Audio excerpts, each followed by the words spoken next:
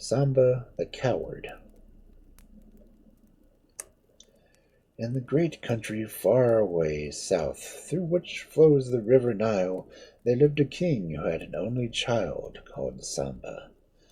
Now, from the time that Samba could walk, he showed signs of being afraid of everything, and as he grew bigger, he became more and more frightened. At first, his father's friends made light of it, and said to each other, "This is a strange boy to see a race running into a hut that's trumpeting of an elephant, and trembling in fear if a lion cub half his size comes near him. But after all, he is only a baby, and when he is older, he will be as brave as the rest." "Yes, he is only a baby," answered the king, who overheard them. "It will be all right by and by." Somehow he sighed as he said it, and the men looked at him and made no reply. The years passed away, and Samba had become tall and strong youth. He was good-natured and pleasant, and was liked by all. If during his father's hunting parties he was seldom to be seen in any place of danger, he was too great a favorite for much to be said. "When the king holds a feast and declares him to be the heir, he will cease to be a child," murmured the rest of the people. And they had done before, and on the day of the ceremony their hearts beat gladly, and they cried to each other, "It is Samba, Samba, whose chin is above the heads of all other men, who will defend us against the tribes of the robbers." Not many weeks after, the dwellers of the village awoke to find during the night their herds had been driven away and their herdsmen carried off into slavery by their enemies. Now was the time for Samba to show the brave spirit that had come to him in his manhood, and to ride forth at the head of the warriors of his race. But Samba could nowhere be found, and a party of avengers went on their way without him. It was many days later before he came back, with his head held high and the tail of a lion which he had tracked to his lair and killed, at the risk of his own life. A little while earlier his people would have welcomed his story and believed it all, but now it was too late. "Samba the Coward!" cried a voice from the crowd, and the name stuck to him. Even the very children shouted at him, and his father did not spare him. At length he could bear it no longer, and made up his mind to leave his own land for another where peace had reigned since the memory of man. So early next morning he slipped out into the king's stables, and choosing the quietest horse he could find, he rode away northwards. Never as long as he lived did Samba forget the terrors of that journey. He could hardly sleep at night for the dread of wild beasts that might be lurking behind every rock or bush, while by the day the distant roar of a lion would cause him to start so violently that he almost fell from his horse. A dozen times he was on the point of turning back, and it was not the terror of the mocking words and scornful laughs that kept him from doing so, but the terror lest he should be forced to take part in their wars. Therefore he held on, and deeply thankful he felt when the walls of a city, larger than he had ever dreamed of, rose before him. And drawing himself up to his full height, he rode proudly through the gate, and past the palace, where, as was her custom, the princess was sitting on the terrace roof, watching the bustle of the street below. "That is a tall and gallant figure," she thought, as Samba, mounted on his big black horse, steered his way skillfully among the crowds, and beckoning to a slave, she ordered him to go and meet the stranger, and ask him who he was and from whence he came. "Oh, princess, he is the son of a king, and the heir to a country which lies near the great river," answered the slave, when he had returned from questioning Samba. And the princess, on hearing this news, summoned her father, and told him that if she was not allowed to wed the stranger, she would die unmarried. Like many other fathers, the king could refuse his daughter nothing, and besides, she rejected so many suitors that he was quite alarmed that no man should be good enough for her. Therefore, after a talk with Samba, who charmed him with his good humor and pleasant ways, he gave his consent, and 3 days later the wedding feast was celebrated with the utmost splendor. The princess was very proud of her tall, handsome husband, and for some time she was quite content that he should pass the days with her under the palm trees, telling her stories that she loved, or musing with the tales and the manners of customs of his country, which were so different from those of her own. But by and by, this was not enough. She wanted other people to be proud of him too, and one day she said, I really almost wish that the Moorish thieves from the north would come on one of the robbing expeditions. I should love so to see you ride at the head of your men and chase them home again. Ah, how happy I should be when the city rang with your noble deeds. She looked lovingly at him as she spoke, but to her surprise his face grew dark, and he answered hastily, Never speak to me again of the Moors or of war. It was to escape from them that I fled from my own land. At the first word of invasion I should leave you forever. How funny you are, cried she, breaking into a laugh. The idea of anyone as big as you being afraid of a Moor. But still, you mustn't say those things to anyone except me, or they might think you were in earnest. Not very long after this, the people in the city were holding a great feast outside the walls of the town, and a body of Moors who had been hiding for days drove off all the sheep and goats which were peacefully feeding on the slopes of a hill. Directly the loss was discovered, which was not for some hours, the king gave orders that the war drum should be beaten, and the warriors assembled in the great square of the palace, trembling with fury at the insult that had been put upon them. Loud were their cries for instant vengeance, and for Samba, son-in-law of the king, to lead them to battle. But, shout as they might, Samba never came. And where was he? No further than a cool, dark cellar of the palace, crouching among some earth-weaving pots of grain. With a rush of pain at her heart, there his wife found him, and she tried with all her strength to kindle him to a sense of shame, but in vain. Even the thought of the future danger he might run from the contempt of his subjects was nothing when compared to the risks at the present. Take off your tunic of mail, said the princess at last, and her voice was so stern and cold that none would have known it. Give to me and hand me besides your helmet, your sword, and your spear.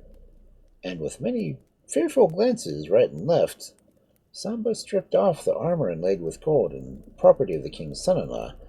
Suddenly his wife took, one by one, the pieces from him, and fastened them on her with firm hands, never even glancing at the tall form of her husband, who had slunk back into his corner. When she had fastened the last buckle and lowered her visor, she went out, and mounting Samba's horse, gave the signal to the warriors to follow. Although the princess was much shorter than her husband, she was a tall woman, and the horse which she rode was likewise higher than the rest, so that when the men caught sight of the gold-inlaid suit and chain of armor, they did not doubt that it was Samba taking the rightful place, and cheered him loudly. The princess bowed in answer to their greeting, but kept her visor down, and touching her horse with her spur, she galloped at the head of the troops in charge of the enemy. The Moors, who did not expect to be followed so quickly, had scarcely time to form themselves into a battle array, and were speedily put to flight.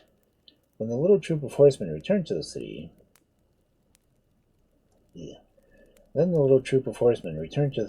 where all sung the praises of Samba, their leader.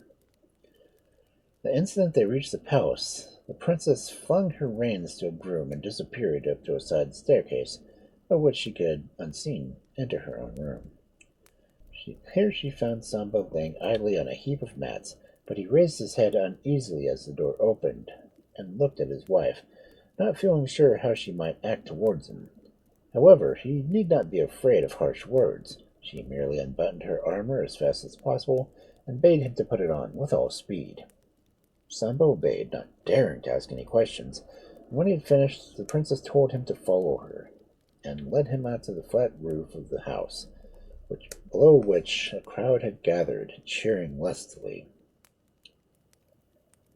Samba, the king's son-in-law! Samba, the bravest of the brave! Where is he? Let him show himself! And when Samba did show himself, the shouts and applause became louder than ever. See how modest he is! He leaves the glory to others! Cried they, and Samba only smiled and waved his hand and said nothing. Out of all the mass of people assembled there to do the honor to Samba, one alone was there that did not shout in praise with the rest. This was the princess's younger brother, whose sharp eyes had noticed certain things during the fight which recalled his sister much more than they did her husband. Under promise of secrecy, he told his suspicions to the other princes, but not only got laughed at, but was bidden to carry his dreams elsewhere. "Well, well," answered the boy, "we shall see who is right. But the next time we give battle to the Moors, I will take care to place a private mark on our commander." In spite of their defeat, not many days after, the Moors sent a fresh body of troops to steal some cattle, and again Samba's wife dressed herself in her husband's armor and rode out at the head of the avenging column.